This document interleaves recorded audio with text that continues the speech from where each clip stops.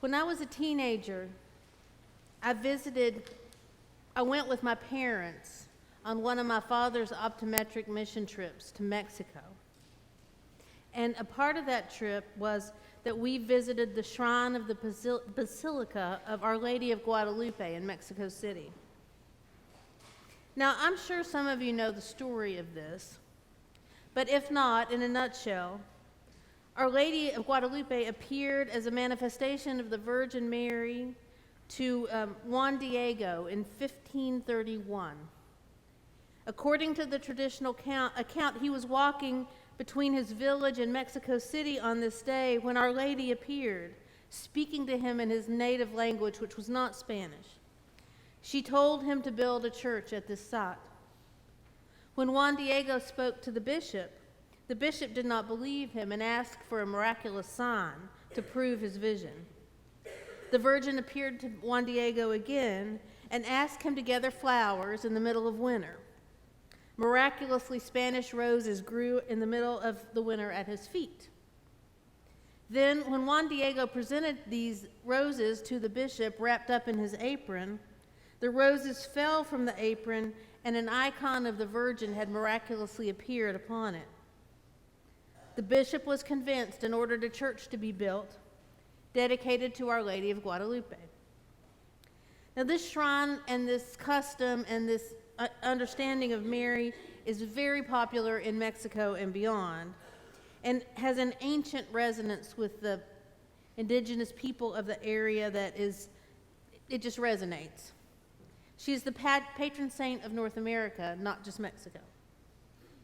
Now, so here we were, and we were true tourists and very, very Protestant. I had no context for any of this. None of us did. And at the ripe old age of 13, there was a lot that I did not know. I hadn't even thought about. I was a lucky kid. I mean, I'd never thought about what it would be like to be so poor. I had never thought about what it would like to have a critically ill child, or to be sick myself and unable to provide for my family, or to be abused, or to be brokenhearted, or to be alone in the world for whatever reason. I didn't really know what it meant to need healing. But I learned something about these things on that day. Many people had walked for miles on their knees to get to this site. Some of them were carrying sick children. Some of them were pulling carts with children or elderly people in them. Many had walked for days and days, some fasting by choice or otherwise. And the emotion and the fear and the hope and the exhaustion all mixed together was just palatable. And so once you get to the shrine, you get on the moving sidewalk. It's like in an airport, except it goes crisscross, crisscross. And you start at the back and you move toward the front. And then when you get to the front, you can go back and do it again. And people did this over and over, reciting prayers in Spanish and in their indigenous languages and praying with their rosaries. And I have to say that up until this point for me, church was something that you did. No matter what your week had been like, you put on your best clothes and your best face, and you went to see your friends and hopefully God at church. And there's nothing wrong with that. One of the things that makes me happiest here is to see the kids sit together and go to communion together and come back from Sunday school together, friends that they get to see maybe just once a week. It's wonderful. Nothing wrong with any of that. And I am deeply grateful that we don't have the dress code we used to have. But few things make me happier than that. But what I learned is something about how vulnerable people are when they come to this place. Where they are in their faith, where they are in the world, and what a sacred trust it is for us meaning with ourselves and with those who come in, when they come, whether it's for silent prayer or to share their deepest concerns with God and with us. So when I got home, things just hit a little bit differently. I heard something else when someone would ask for prayers for a sick relative or a situation in their life. I heard it differently when the women in the church would pull my mom over to ask them a question or talk to them about something that they didn't let me within a 10-foot pole of. Nobody was walking for miles on their knees, literally, but boy, were they in other ways. Jesus' overwhelming anger in this situation is so intense. It's not Jesus meek and mild, loves little children. He's turning these tables over, and this whip is something else. And the thing that I think would be most confusing in this context is none of the people who were doing these things in the temple thought they were doing anything wrong. They were helping people fulfill their religious obligations. Worship involved the sacrifice of animals, and you couldn't necessarily bring one from home. You had to buy one there.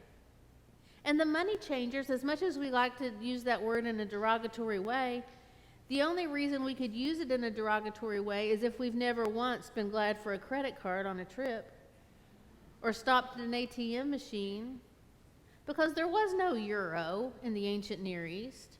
There was no way to get the money of the currency where you needed to be unless there was somebody there to provide it for you.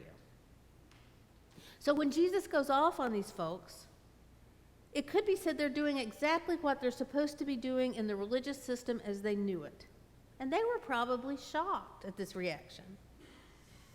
Because it's not that Jesus is just mad. He's mad at, I'll use our language of our context, he's mad at the church. He's mad at good church people doing good church things. I think sometimes it's easy to think that maybe he was mad because they were cheating these folks that came to them, but I don't think you can really get that out of the text, because I don't think the Roman government would allow the temple people to cheat them out of that much, because that was their job. It was the Romans' job to get rich off the observant church people, not the church, the temple. So Jesus is angry at normal, dutiful people at church. He's furious with them because they have come to church and neglected to focus on the thing that is most important and focused on the secular needs instead. His anger is not directed against unbelievers. It's not against powerful people who have exploited believers, but it's about believers who have let something other than the main thing become the main thing. People who have forgotten the kind of pain and passion and vulnerability that people bring to worship, the kind that I was honored to experience in Mexico City. Now, this story is hard to hear because I feel quite sure that at least 4 times last week Jesus would have run me out. There are times when we all fail to follow the main thing, when we fail to recognize the important thing that is in front of us, which is the presence of God in another. We can easily forget the hallowed ground we walk on when we step into the sanctuary, the sacred trust that we have with the visitor who may sit back in the corner and run out as soon as the church service is over, the people who bring their children to these events. We are the hands and feet of God in this place, and we can easily lose track of those who have walked on their hands and knees to get there.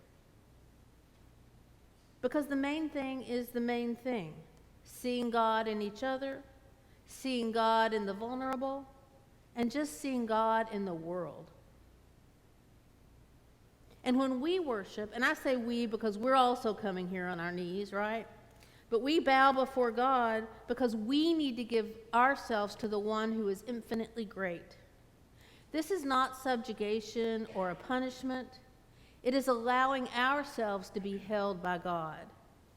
We cannot heal ourselves. We cannot bear our suffering and joy alone. And this is true for the person who's here every Sunday and who is deeply involved. And it is true for the person who comes in very hesitantly. When we consider and welcome the vulnerable among us, either category they're in, when we recognize the person who's been hurt by the church or by the world or both, well, that is our true worship and our most lofty obligation as Christians. And when it comes down to it, we are all these things. There's not a them. We are these things. We all come here walking on our knees. So in worship, in this gospel, God intrudes on our complacency, overturns the tables in our temple, sets the wild birds loose, clangs the coins on the floor. God remakes us into God's people. God reminds us that our mission and our methods, our hymns and our strategies and our prayers and our roles, the pride in which we do things in this beautiful place we worship, these are tools to get to the most important thing. And the most important thing is to remember that each of us bears some version of the people that I saw as a teenager working their way to the shrine of Guadalupe. We have each, in our own way, walked on our knees to get here. We are each vulnerable to each other and to the shining face of God who casts out every shadow. This is our sacred trust, our primary obligation, and our unbelievable gift. Amen.